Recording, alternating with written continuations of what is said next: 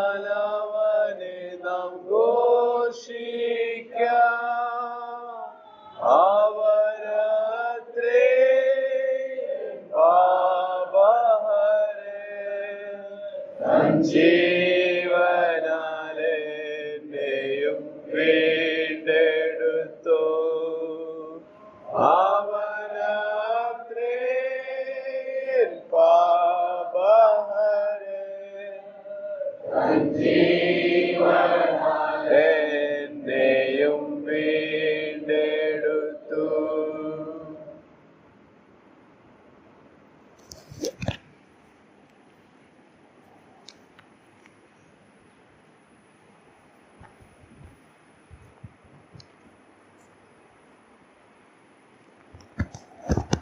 കർത്താവിനെ മഹത്വപ്പെടുത്തുവാൻ നമ്മെ സഹായിക്കുന്ന മറ്റൊരു വേദഭാഗത്തിലേക്ക് നമ്മുടെ ശ്രദ്ധയെ തിരിക്കാം. അതിനാധാരമായി മത്തായി സുവിശേഷം 26-ാം അധ്യായത്തിന്റെ 32-ാമത്തെ വാക്യം നമുക്ക് വായിക്കാം. മത്തായി എഴുതിയ സുവിശേഷം 26-ാം അധ്യായത്തിന്റെ 32-ാമത്തെ വാക്യം. അവിടെ നാം ഇങ്ങനെ വായിക്കുന്നു: എന്നാൽ ഞാൻ ഉയർത്തെഴുന്നേറ്റ ശേഷം നിങ്ങൾക്ക് മുമ്പായി ഗലീലയ്ക്ക് പോകും. ഒരു എഴുത്തുകാരൻ ഇതിന്റെ പശ്ചാത്തലത്തെ കുറിച്ച് എഴുതിയിരിക്കുന്നത് ഇപ്രകാരമാണ്: കൊടുങ്കാറ്റിന്റെ തീവ്രത കാണുമ്പോൾ ശിഷ്യർക്ക് ഭയം കീഴടക്കുമെന്നും സ്വന്തം ദേഹരക്ഷയ്ക്കായി എല്ലാവരും കർത്താവിനെ കൈവിടുമെന്നുള്ള പ്രവചനം നിവൃത്തിയാകുന്നതിന് മുൻപ് അതവരെ ഓർമ്മപ്പെടുത്തുന്ന വേദഭാഗമാണിത്. എല്ലാവരും അവനെ കൈവിടും എന്നുള്ളത് ആ വചനം നിവൃത്തിയാകുന്നതിന് മുൻപ് ശിഷ്യരെ കർത്താവ് ഓർമ്മപ്പെടുത്തുന്ന വേദഭാഗമാണ്. എന്നാൽ ഈ വാക്യത്തിലേക്ക് നാം ശ്രദ്ധിക്കുമ്പോൾ നമ്മുടെ കർത്താവിനെ മഹത്വപ്പെടുത്തുവാനായിട്ട് നമ്മെ സഹായിക്കുന്ന ചില സത്യങ്ങൾ ആ വാക്യത്തിൽ നിന്ന് നമുക്ക് കണ്ടെത്താനായിട്ട് സാധിക്കും. ഒന്നാമതായിട്ട് നാം അവിടെ വായിക്കുന്നത് ഇങ്ങനെയാണ്: എന്നാൽ ഞാൻ ഉയർത്തെഴുന്നേറ്റ ശേഷം. ഞാൻ എന്ന പദം സൂചിപ്പിക്കുന്നത് നമുക്കറിയാം, സകലത്തിനിലാക്കും സകലത്തിന് കാരണഭൂതനുമായ മോശയ്ക്ക് വെളിപ്പെട്ട ഞാനാകുന്നവൻ ഞാനാകുന്നു എന്ന് അരുളി ചെയ്ത പരമാധികാരിയായ കർത്താവിന്റെ ചിത്രമാണ് നമ്മുടെ മനസ്സിലേക്ക് കൊണ്ടുവരുന്നത്.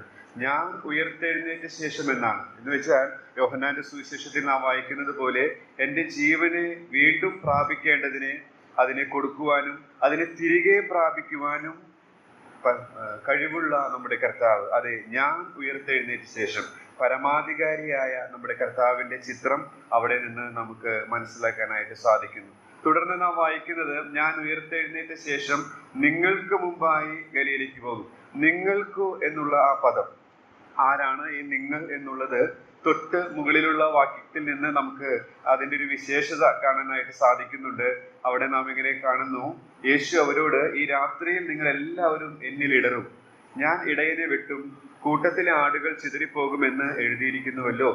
അപ്പോൾ ആരാണ് നിങ്ങൾ എന്ന് ചോദിച്ചാൽ കർത്താവിനെ വിട്ട് ചിതറിപ്പോകുന്നവരാണ്.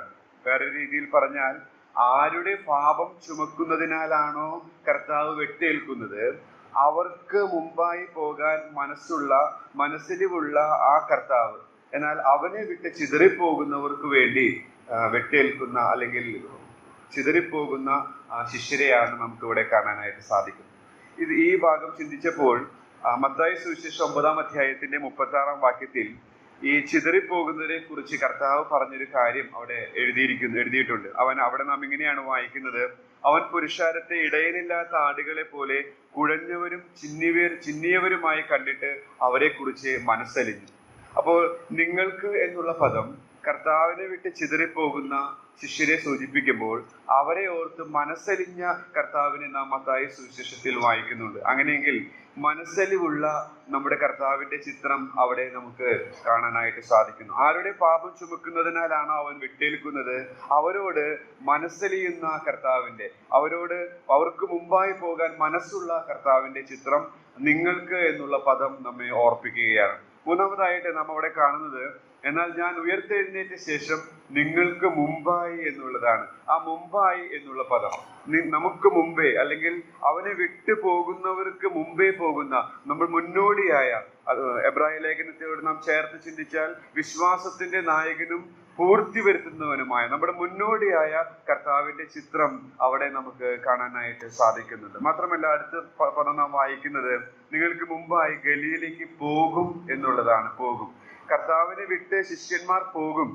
എന്നാൽ കർത്താവ് ഉയർത്തെഴുന്നേറ്റ ശേഷം അവരെ കൈവിടാതെ വീണ്ടും അവർക്കായി മുമ്പോട്ട് പോകും, അവർക്ക് മുമ്പാകെ പോകും എന്നുള്ള ചിത്രമാണ് അവിടെ കാണാൻ സാധിക്കും. അതിൽ നിന്ന് ഞാൻ നിന്നെ ഒരു നാളും കൈവിടുകയില്ല, ഉപേക്ഷിക്കുകയില്ല എന്നുള്ള കൈവിടാത്ത കർത്താവിന്റെ ചിത്രം നമുക്ക് അവിടെ കാണാനായിട്ട് സാധിക്കുന്നു. അപ്പോൾ ഞാൻ എന്ന പദം നമ്മുടെ കർത്താവ്, നാം ഇന്ന് മഹത്വപ്പെടുത്തുവാനായിട്ട് കടന്നു വന്നിരിക്കുന്ന കർത്താവ്, അവൻ പരമാധികാരിയാണെന്നുള്ള സത്യം നമ്മെ ഓർപ്പിക്കുന്നു. മാത്രമല്ല നിങ്ങൾക്ക് എന്ന് പറയുമ്പോൾ ആർക്കു വേണ്ടിയാണോ വെട്ടേൽക്കുന്നത് അവരോട് മനസ്സലിവുള്ള കർത്താവിന്റെ ചിത്രം നമ്മുടെ മനസ്സിലേക്ക് കൊണ്ടുവരുന്നു. ഞാൻ ഉയർത്തെഴുന്നേറ്റ ശേഷം നിങ്ങൾക്ക് മുമ്പായി എന്ന് പറയുമ്പോൾ അതേ വിശ്വാസത്തിന്റെ നായകനും പൂർത്തി വരുത്തുന്നവനുമായ നമ്മുടെ മുന്നോടിയായ കർത്താവിന്റെ ചിത്രം നമ്മുടെ മനസ്സിലേക്ക് കൊണ്ടുവരുന്നു. മാത്രമല്ല ഞാൻ ഉയർത്തെഴുന്നേറ്റ ശേഷം നിങ്ങൾക്ക് മുമ്പായി ഗലീലയ്ക്ക് പോകും.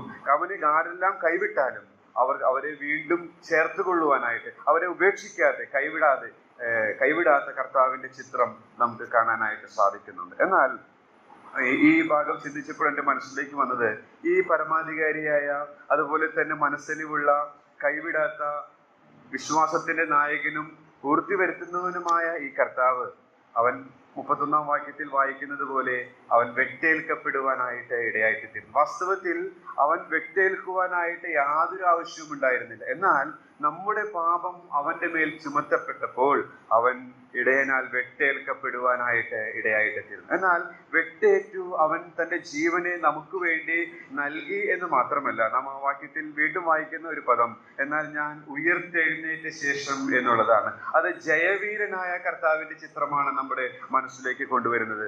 വെട്ടേൽക്കുവാൻ ആവശ്യമില്ലാത്ത നമ്മുടെ നാഥൻ നമ്മുടെ പാപം അവന്റെ മേൽ ആക്കിയപ്പോൾ, ചുമത്തിയപ്പോൾ അവൻ നമുക്ക് വേണ്ടി വെട്ടേൽക്കപ്പെടുവാനിടയായിട്ട് തീർന്നു. എന്നാൽ നമ്മുടെ പാപങ്ങൾക്ക് പൂർണ്ണ പരിഹാരം വരുത്തിയ ശേഷം അവൻ ഉയർത്തെഴുന്നേറ്റ് ജയവീരനായിട്ട് അവൻ ജീവിക്കുന്നു. ആ നല്ല നാഥന്റെ ആ വൻ കൃപകളെയും വൻ സ്നേഹത്തെയും ഓർത്തുകൊണ്ട് നമുക്ക് അവന്റെ നാമത്തെ മഹത്വപ്പെടുത്താം.